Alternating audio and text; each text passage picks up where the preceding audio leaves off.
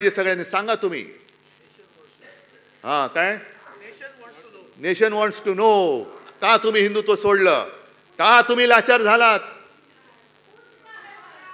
पूछता है भारत. नाही, आता पुसता है भारत. त्यांना पुसून टाकतोय भारत. त्यांना पुसून टाकतोय. पुढच्या निवडणुकीमध्ये यांचं नामोनिशाण नाही शिल्लक ठेवायचे. जे नड्डा निघाले होते आपल्याला नड्डायला,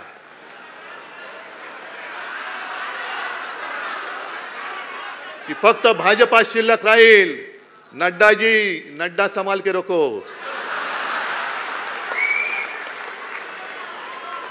या देशात शिवसेना संपवण्याचे प्रयत्न प्रत्येक वेळेला झाले. शिवसेना त्यांना पुरून उरलेली आहे.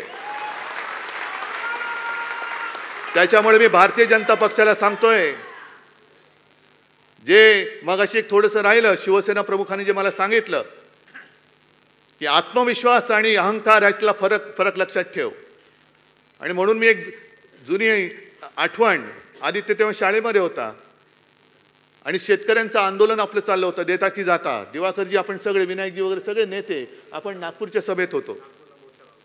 आपण घरी मातोश्रीमध्ये ठरवलं, विनायक राऊत वगैरे सगळे आले होते. मी म्हटलं आपण पूर्व विदर्भापासून सुरू करूया. नागपूर, ठीक आहे, कुठून करायचं? म्हटलं मला काय माहित, कारण तेव्हा मी काही सभा वगैरे घेत नव्हतो. म्हटलं नागपूरचं जे मोठं मैदान असेल ते बघा. मग नागपूरचं मोठं मैदान म्हणजे कस्तुरचंद पार्क. चालेल का? चालेल. जाहीर झालं. आदल्या रात्री आम्ही गेलो तिकडे, मी, आदित्य, रश्मी, आम्ही मैदान बघायला गेलो. तेव्हा कोणतरी म्हटलं, मैदान बघितलं तुम्ही? आधी बघितलं नव्हतं का मैदान? म्हटलं काय झालं? नाही, थोडं जरा जास्तच मोठं वाटतंय.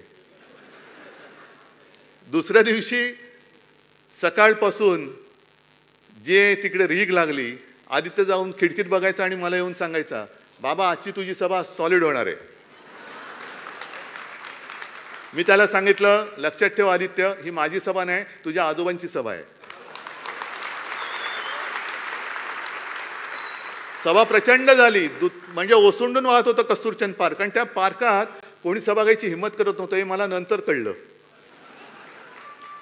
एक आपल्या शिवसेना प्रमुखांनी घेतली होती, अटलजींची सभा, आणि इंदिराजींनी घेतली होती असं म्हणतात. त्याच्यानंतर चौथा कोणी तोपर्यंत सभा घेणारा नव्हता.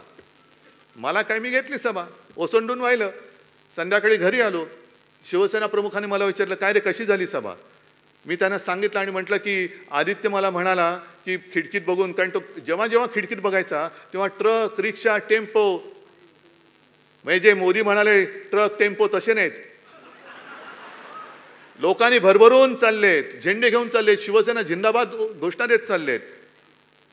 तर मी बाळासाहेबांना सांगितलं की मी आदित्यला सांगितलं, आदित्य मला म्हणाला, बाबाची तुझी सभा सॉलिड होणार आहे.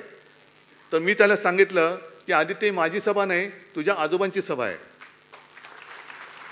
बाळासाहेबांनी मला थांबवलं, मला म्हणाले, ही माझी सभा नाही, तुझ्या आजोबांची सभा आहे.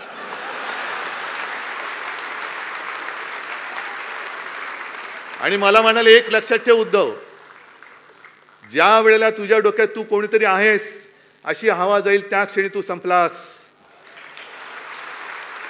आपण जे काही आहोत ते पूर्वजांच्या पुण्याईवरती आहोत. आणि स्वतः बाळासाहेब म्हणाले, अरे मी कोण आहे, माझ्यासाठी एवढी लाखो लोक काय येतात, असं काय आहे माझ्यामध्ये, का माझं लोक ऐकतात? मी साधा माणूस आहे, पण फक्त आणि फक्त आपल्या पूर्वजांचे आशीर्वाद माझ्या मागे आहेत, म्हणून माझं ऐकायला लोक येतात. तसंच मी सुद्धा शून्य आहे. मी सुद्धा शून्य आहे.